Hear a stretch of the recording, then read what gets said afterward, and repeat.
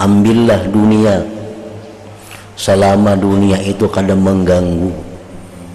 Kadang mengganggu apa? Pertama, kadang mengganggu ibadah kita.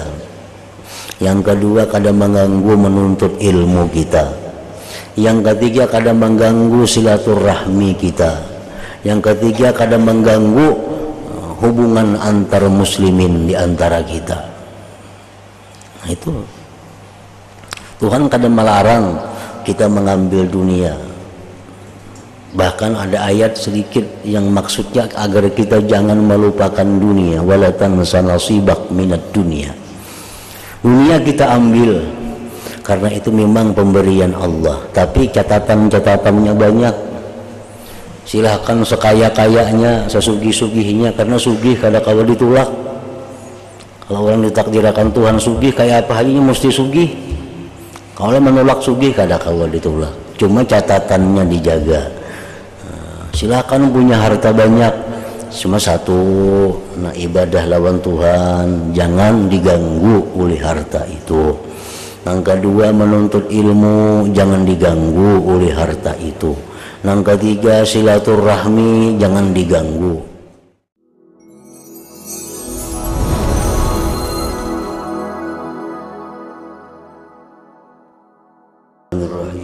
Alhamdulillahirabbil alamin. Wassalatu wassalamu ala asyrafil anbiya wal mursalin Sayyidina wa habibina Muhammadin wa ala alihi wa sahbihi ajma'in. Seorang ahli syair berkata dalam mensifatkan dunia dengan katanya, unzur ilal atlali kaifa taghayyarat min ba'di sakiniha wa kaifa tanakkarat sahabal bala'u adhyalahu birusumiha fatasaqatat jama'atu ahliha lisabilihim wa taghayyabat akhbaruhum wa tanakkarat lamma nazartu tafakkuran liyalihim hajjubuni abratan wa tahaddarat law kuntu a'qilu ma afaqtu minal buka hasbi hunaka wa muqlati ma absarat.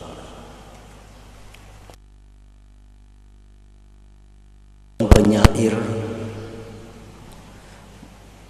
membuat sebuah syair yang menerangkan tentang keadaan dunia ini. Cobalah engkau lihat pada reruntuhan rumah yang telah ditinggalkan oleh penghuninya. Betapa ia kelihatan gersang dan sudah tidak dipedulikan lagi. Nah, di tanah Arab sana banyak kampung-kampung yang dahulunya makmur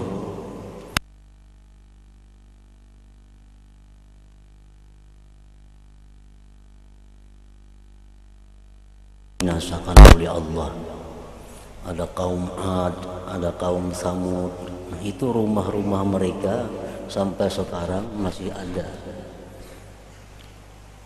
di negara-negara seperti negara Yordania.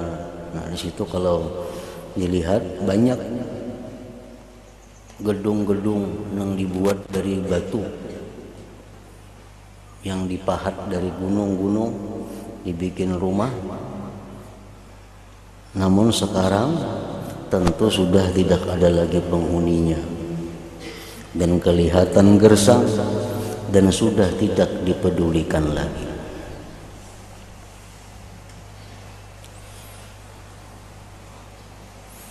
Artinya bahwa sesuatu yang ada di alam dunia ini, baik itu manusia, baik itu kampung, baik itu negeri, pasti akan sampai kepada suatu masa kebinasaannya, sampai kepada satu masa kehancurannya. Sahabal bala adyalahu birusumiha fatasaqatat ahjaruha wa takassarat. Semua sudah binasa dan hanya tinggal puing-puing bekasan saja lagi. Batu bataknya jatuh berselirak, berserakan artinya, dan berhamburan.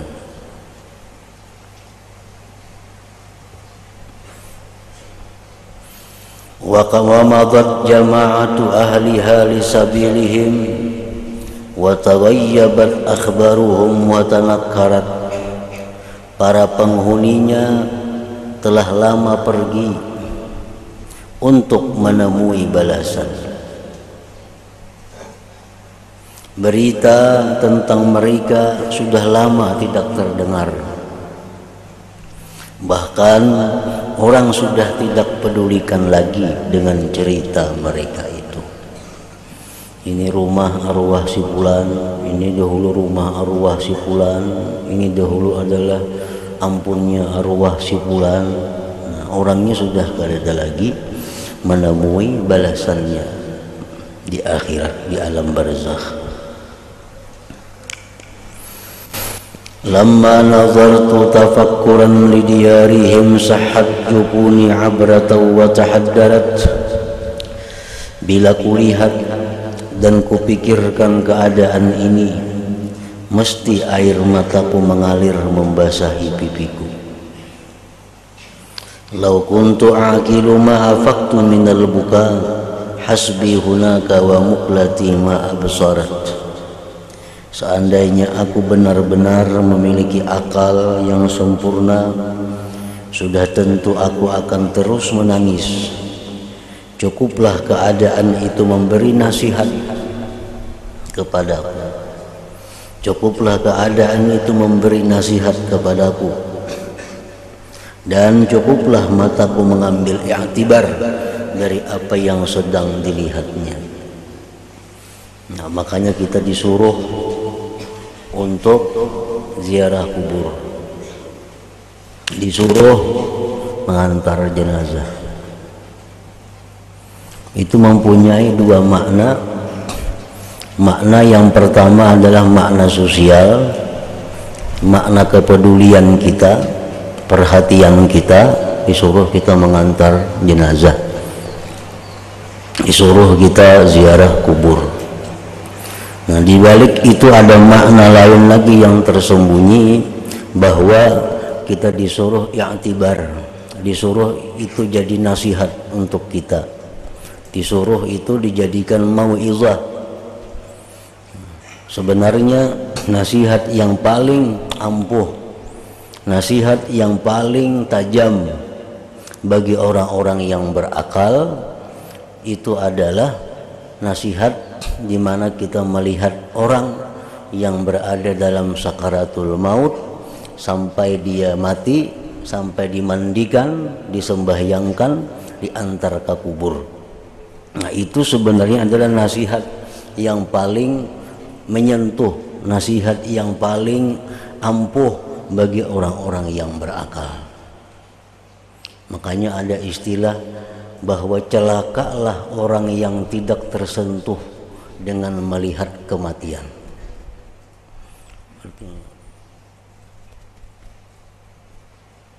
Makanya sangat dicela tertawa di tengah-tengah orang yang sedang kematian. Ini ada kematian di rumah itu, untuk tawaan. Itu sangat dicela di dalam agama. Karena kematian itu adalah mestinya dijadikan nasihat. Nasihatnya apa? Oh, berarti kena aku kayak itu juga. Aku kena kayak itu juga. Anak ditinggalkan, ini atau laki ditinggalkan, rumah ditinggalkan, toko ditinggalkan, kebun ditinggalkan. menghadapi ke suatu negeri. Negeri apa? Negeri di mana kita disuruh mempertanggungjawabkan apa yang kita alami di dunia. Kita diberi Tuhan anak, kita diminta tanggung jawab di mana kita mendidik anak. Kita diberi Tuhan pasangan, baik suami atau istri, nah kita diminta tanggung jawab sampai di mana kita menunaikan hak kewajiban kepada mereka.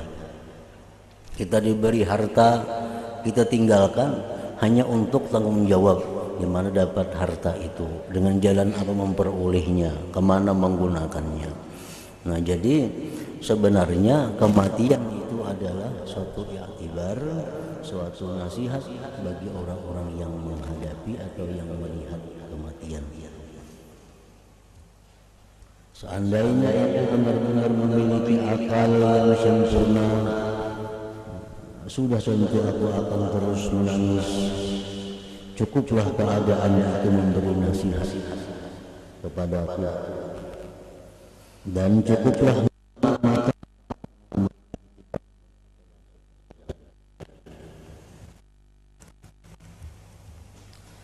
nasabat lana min zakharika husniha makram lana wa khadiyatan ma fatarat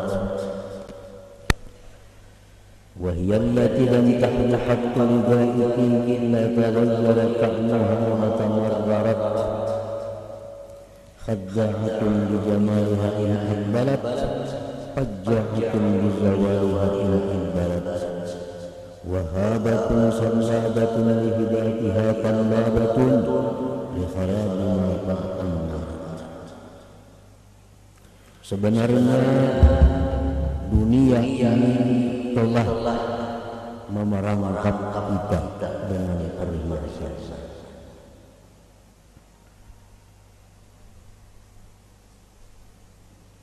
menjaga, mengikat. Ia memiliki kecakapan, kepandaian yang luar biasa dalam menipu dan memutar balikkan kenyataan.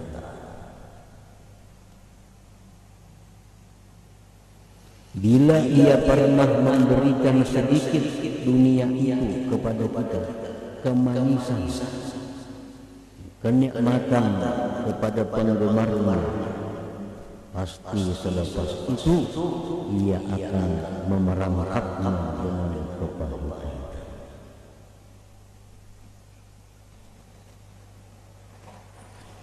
Khadda'atun bi jamaliha in aqbalat, fajja'atun bi zawaliha in idbarat.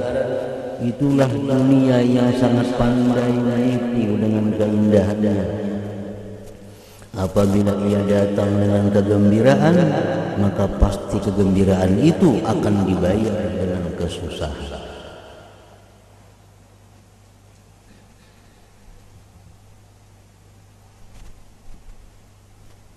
Dunia yang datang kepada kita itu sebenarnya adalah memerangkap kita, memperdaya kita. Dan keindahan dunia itu apabila datang kepada kita mesti ada dibayar dengan pembayaran yang mahal berupa kesusahan.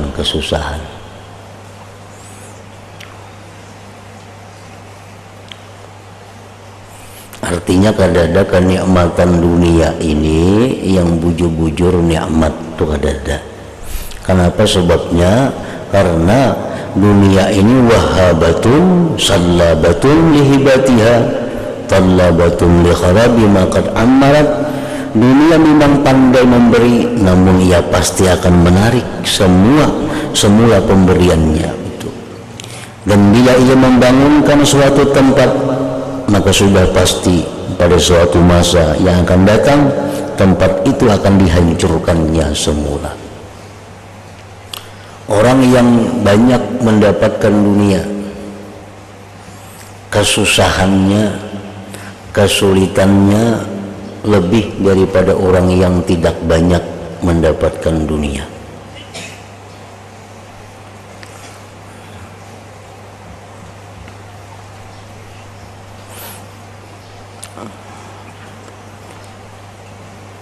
Orang misalnya di suatu kampung, nah di suatu kampung ini kada bisa apa-apa, rumah mengontrak, sepeda motor menyewa, semuaan kada bisa apa-apa, ada bisa sedikit, bisa benda, bisa harta sedikit. Nah diam di kampung situ, bisa rumah kada ada, bisa harta benda kebun kada ada, bisa toko kada ada, semuaan seraba kada ada. Lalu ujar orang, ikam hari ini mau kada mau harus pindah ke suatu tempat, dan kepindahan ikam itu mesti dengan tangan 10, kada boleh membawa napa-napa.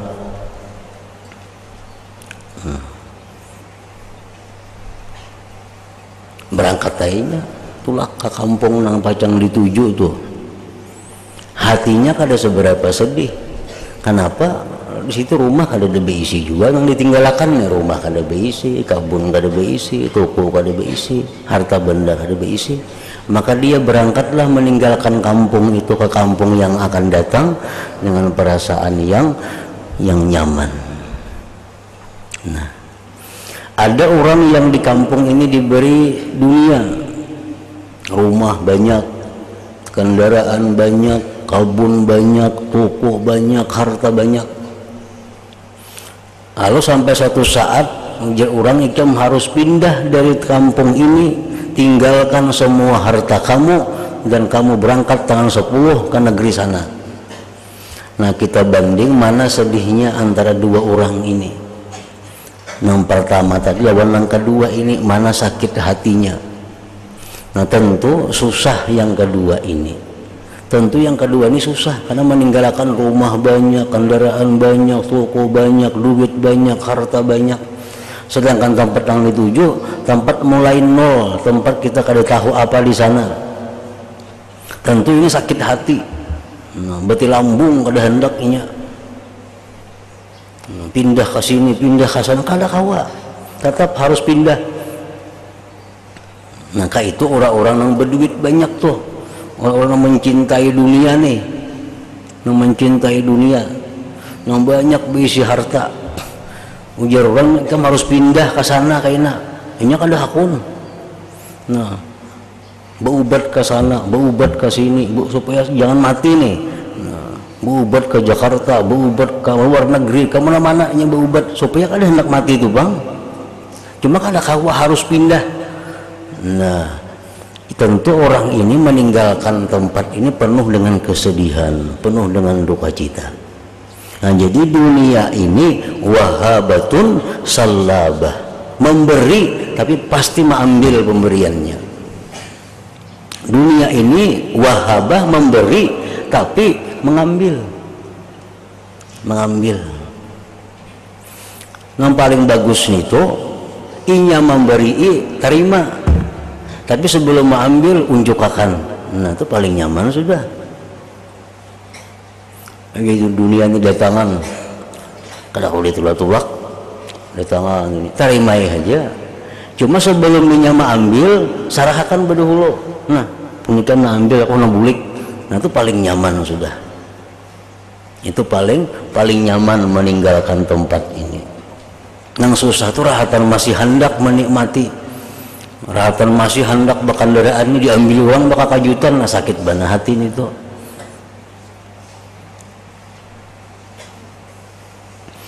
Nah jadi itu ngarannya wahabah salabah, memberi tapi satu saat dia pasti akan mengambil pemberiannya itu. Nah orang pintar mengelola dunia, orang pintar cerdik mengelola dunia, dia akan mengembalikan, akan menyerahkan dunia itu sebelum masanya berakhir. Itu paling nyaman sudah. Ini tanggal 1 nih gimana? Habis semuaan nih. Nah, sebelum tengah 1 unjuk bedahulu bulikakan bedahulu. Nah, jadi kada ditagihnya lagi. Untuk kalau tanggal 1 masih mengikuti, masih menyenangi, maka diambil orang kayaknya. Nah, itu sakit hati. Sakit hati. Nah, itulah contoh di dunia ini. Makanya kenapa orang-orang fakir, orang-orang miskin itu kalau matinya nyaman jar. Itu diterangkan dalam kitab-kitab, dalam hadis-hadis banyak. Kenapa orang fakir miskin itu mati nyaman inya kada sakit hati. Di dunia sudah susah. Seraba kada cukup, seraba kada ada, matinya kan seberapa. Kenapa orang sugih itu sakit bila mati? Inya banyak nang dipikirakannya, banyak nang ditinggalakannya, banyak nang dikhawatirkannya.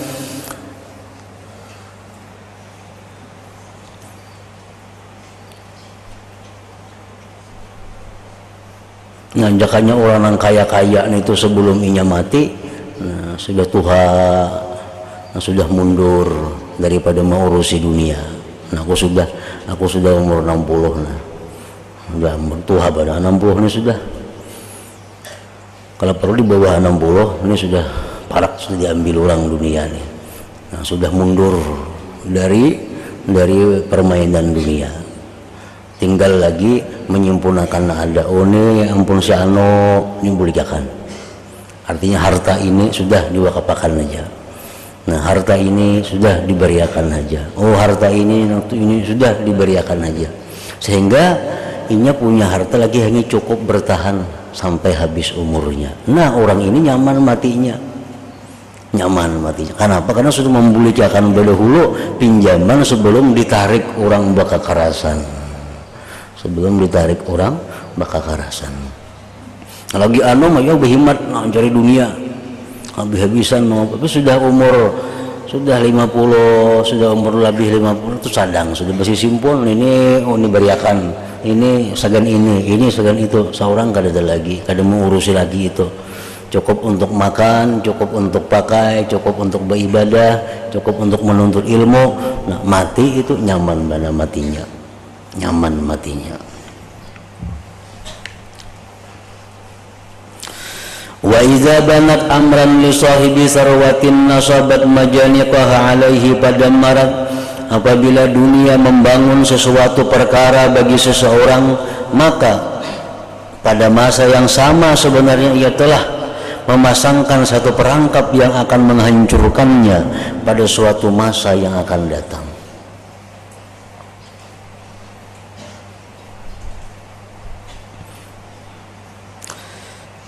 Dunia pernah dicontohkan dengan seorang perempuan yang tua perempuannya, tapi luar biasa aksinya. Tua, ajuz perempuan tua, tapi baamas tuh sampai kasihku, be-make up, begincu, berjelak mata. Ini ditakuni oleh seseorang, wahai dunia, Itam berapa ekong bisi laki, banyak lakiku di dunia, kada kayak tuan lagi lakiku. Lalu jangan bertakun, dari sekian ikam banyak berisi laki itu, inyaka menceraikan ikam kan menceraikan laki. Ujar dunia 99% aku yang menceraikannya. Hanya sedikit saja mereka yang bisa menceraikan aku. Nah, itu artinya ya tadi sedikit sekali manusia itu yang mau mundur daripada kehidupan dunia. Kita ada melihat orang lah yang umur 60 sudah masih sibuk dengan urusan dunia, banyak Allah. Pada umur sudah 60 itu bau tanah sudah awak. Kada baik lagi. Kayak apa aja sugihnya bila umur 60, 70 kan bungas lagi, tapi tetapnya sibuk mencari dunia. Ada peluang-peluang dunia diambilnya. Padahal ini sudah masa yang mendekati akhir hidup. Nah, ini matinya sakit luar biasa karena ditariknya bakakarasan dunia itu. Jarang ada orang yang mau melepaskan dunia. Oh, aku ini sudah 60, aku istirahat ya sudah. aku nuntut ilmu, makan mah bisa karena ada aja lagi sudah. Jarang ada orang kayak itu. Nah ini nang jarangnya, maksudnya nang menceraikan dunia, nang menalak dunia itu jarang. Jadi jarsi dunia nang perempuan tua tadi 99% aku nang menceraikan lakiku itu, hanya sedikit sekali nang inya menceraikan aku.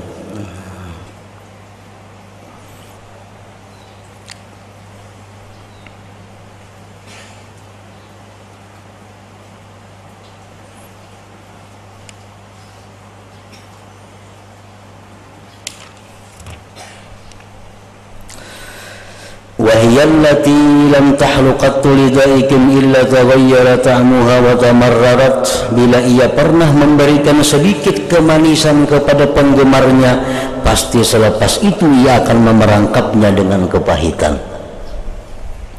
Khadda'atun bijamaliha in aqbalat, fajja'atun bizawaliha in adbarat.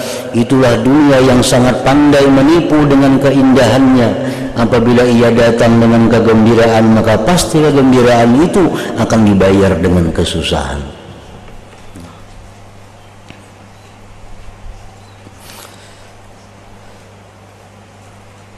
Wahabatun sallabatun lihibatiha tallabatun likharabin maqad amarat.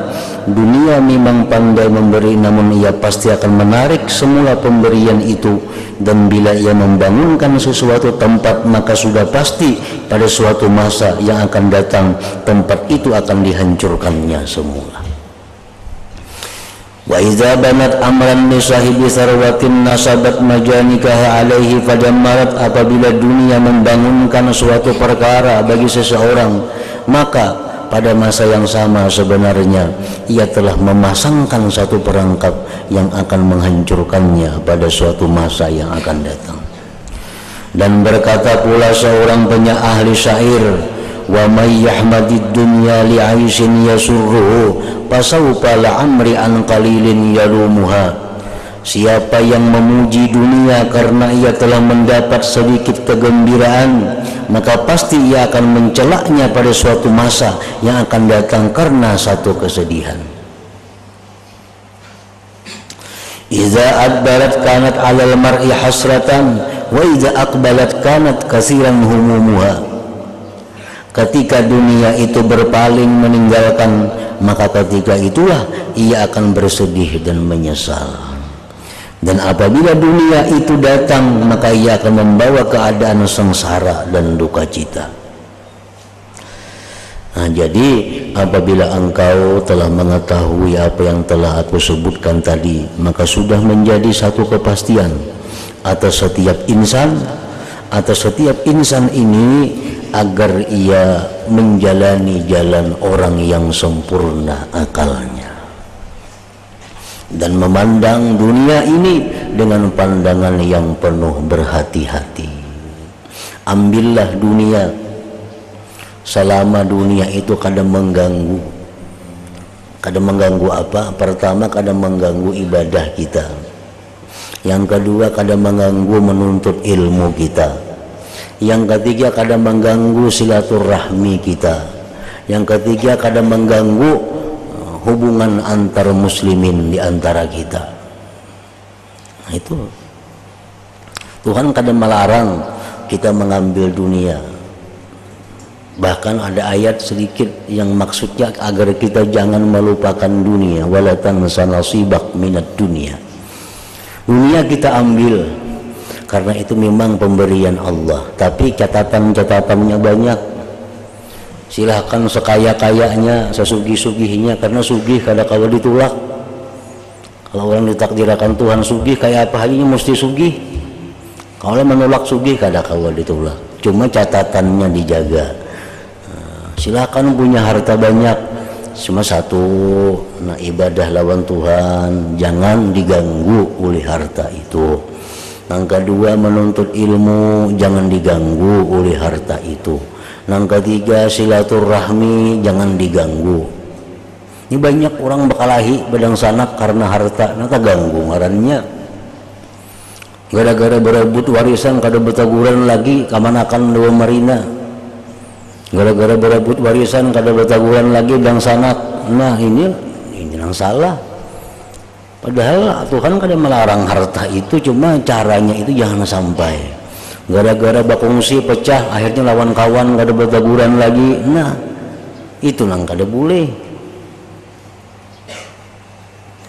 Dunia itu dikorbankan untuk itu.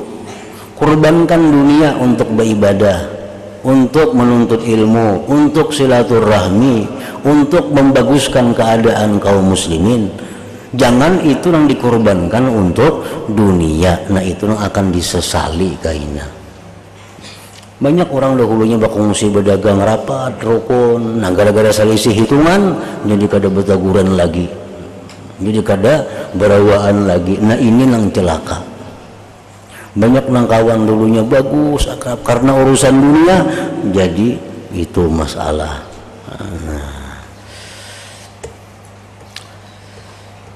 Ayo berisi harta, kalau bapak sebenarnya banyaknya berisi harta, kalau kalau ditolak mendatang harta itu, cuma dijaga jangan sampai nang tadi.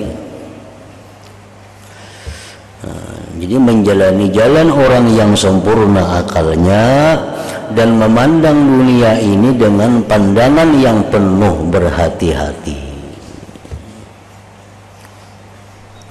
Kita memohon akan Allah yang maha lembut dan maha kasih sayang supaya mengaruniakan kepada kita akan jalan yang lurus dan menunjukkan kepada kita jalan yang paling baik. Nah itu yang kita minta kepada Allah. Minta supaya hidup miskin kada kawa jua minta miskin, minta supaya kaya kada kawa jua. Kalau sudah dikayakan oleh Tuhan orang pasti jadi kaya. Nah kada kawa. Cuma tadi dijaga, sugih jangan sampai mengorbankan ibadah, mengorbankan menuntut ilmu, mengorbankan keluarga, mengorbankan hubungan antar muslimin dan muslimah. Itu yang dijaga, jangan sampai gara-gara harta itu jadi berantakan. Gara-gara urusan harta sembahyang kada kakaruan, sembahyang zuhur taka asar, asar taka maghrib, nah isya taka jam berapa. Nah itu yang kada boleh. Gara-gara urusan harta kada lagi menuntut ilmu karena kesibukan. Nah ini nang masuk perangkap dunia itu, masuk perangkap dunia itu. Maka sekarang ini ujar pengarang nih, saya mulai menghimpunkan sebuah kitab yang akan menerangkan jalan yang lurus seperti yang telah kita sebutkan tadi, yaitulah jalan yang dapat membawa kita kepada akhlak yang mulia. Maka insya Allah dalam kitab ini akan saya sebutkan beberapa huraian rahasia yang indah-indah dan hakikat-hakikat ilmu. Perkara-perkara ini akan saya sebutkan dalam bahasa yang mudah dipaham supaya jangan membosankan orang yang menelaahnya dan supaya lebih berkesan di dalam hati. Dan aku tidak menyusun dalam bentuk bab-bab yang tersusun rapi, tetapi aku menyebutkan dalam cara yang bersahaja, bukan dihiaskan dengan bahasa yang berlebihan. Mungkin kalau disusun dalam bab-bab tertentu ia akan membosankan pembaca.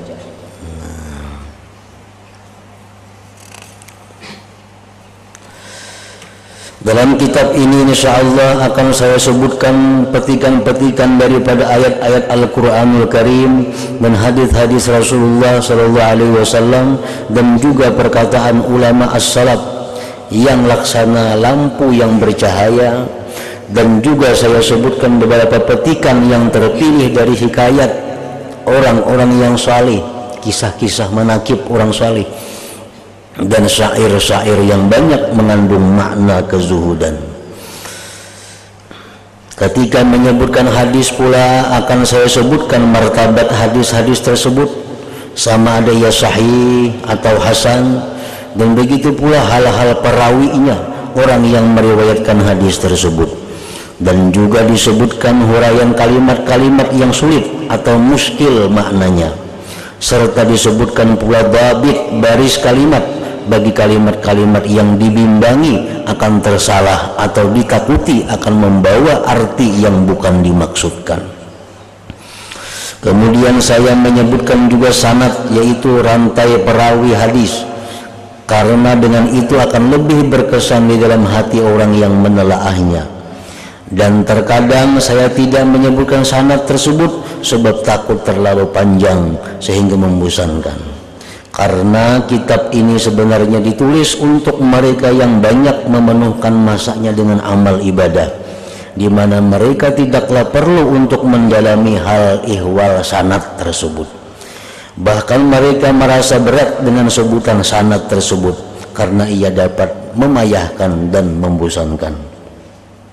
Dan kebanyakan sanad-sanad yang saya sebutkan itu alhamdulillah adalah daripada sanad-sanad yang masyhur, yang telah dikenali dalam kitab-kitab yang mu'tabar, yang banyak dibaca dan dimutalaah oleh orang ramai.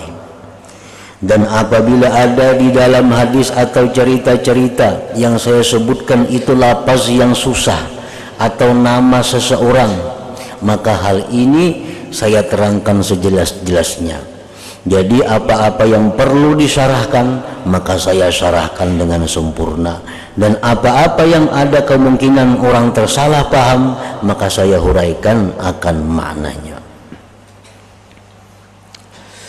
Di dalam kitab ini sekaligus disebutkan bermacam-macam ilmu syariat, yaitulah masalah berkenaan dengan ilmu hadis, ilmu fikih dan ilmu akhlak. Dan juga disebutkan beberapa masalah fiqhiyah yang menjadi kesamaran bagi orang ramai. Begitu pula disebutkan masalah-masalah ilmu tauhid dan beberapa kaidah yang indah-indah, dan masalah yang ganjil-ganjil yang sangat banyak, yang sangat baik disebutkan dan baik pula didadahkan di dalam majlis orang ramai. Serta disebutkan pula ilmu yang berkenaan dengan hal ihwal hati, penyakit hati dan obatnya. Dan terkadang ada masalah-masalah yang hanya saya sebutkan ringkasannya saja, atau saya tunjukkan tempat huraian yang lebih lanjut yang ada dalam kitab yang telah dikarang oleh para ulama. Dan terkadang saya tunjukkan supaya marju, supaya dirujuk pada sebuah kitab yang telah saya karang, bukan dengan tujuan memperagakan diri atau bangga dengan banyaknya kitab yang telah dikarang, tetapi semata-mata untuk memberi tunjuk ajar kepada kebaikan dan membukakan jalan kepadanya, karena memudahkan bagi orang yang berminat mendalaminya. Sengaja hal ini saya sebutkan karena saya melihat ada sebagian orang yang menganggap aib perbuatan seperti ini, yang mana anggapan itu timbul daripada kejahilan, buruk sangka, hasad, taksir dan keras kepala. Maka saya merasakan perlu untuk menerangkan hal ini kepada para pembaca sekalian, supaya suci batin mereka daripada prasangka yang jahat dan sifat suka mencela kepada orang lain. Aku memohon akan Allah yang maha mulia, semoga ia senantiasa memberi taufik kepadaku untuk membaikkan niat dan menolongku untuk melaksanakan segala ketaatan dan memudahkannya, dan semoga ia senantiasa memberi hidayah yang berterus sehingga sampai ke akhir hayat. Dan aku memohon akan seperti yang demikian itu bagi hamba-hamba yang mencintai Allah dan mencintaiku karena Allah Ta'ala, dan bagi sekalian muslimin dan muslimat. Dan aku juga memohon semoga Allah Ta'ala menghimpunkan antara kami dan mereka sekalian di dalam surga di tempat yang tinggi, dan semoga kita semua mendapat ridha Allah Ta'ala dan mendapat segala macam kebaikan. Hanya dengan Allah aku berpegang teguh, dan hanya dengannya aku meminta tolong, dan ke atasnya aku bertawakal, dan tiada ada daya dan upaya kecuali hanya dengan pertolongan Allah yang maha tinggi lagi yang maha agung. Allah saja yang dapat menunjuki kita, Allah itulah sebaik tempat kita berserah diri. Ya Allah, aku memohon akan Engkau dengan segala wasilah, cara, dan meminta syafaat kepadamu dengan segala apa yang dapat memberi syafaat, agar Engkau memberi manfaat akan daku dan juga semua kekasihku dan sekalian muslimin dengan berkat kitab ini, akan sebagai manfaat yang menyeluruh dan bersangatan. Wahai Tuhan yang tidak melemahkan akan dia oleh sesuatu, dan tidak ada sesuatu yang menjadi kepayahan atasnya. Dan sekarang ini sampailah masanya untuk aku mulai menyebutkan kandungan kitab ini. Nah, bab pertama pada menyatakan ikhlas dan menghadirkan niat pada sekalian amalan yang zahir dan batin. Ila hadratin Nabi sallallahu alaihi wasallam al-Fatihah.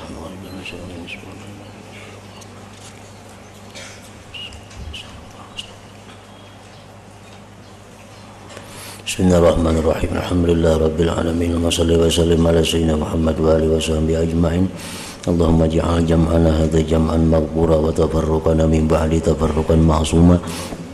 Ilmana ilman nafi'a wa amalana amalan maqbula wa rizqana rizqan wasi'an halalan tayyiba. Allahumma aftah alaina futuhal arifin wa ja'alna ya Allah min ibadika salihin bi rahmatika ya arhamar rahimin. Sallallahu alaihi sayyidina Muhammadin wa ala alihi wa sahbihi wa sallam.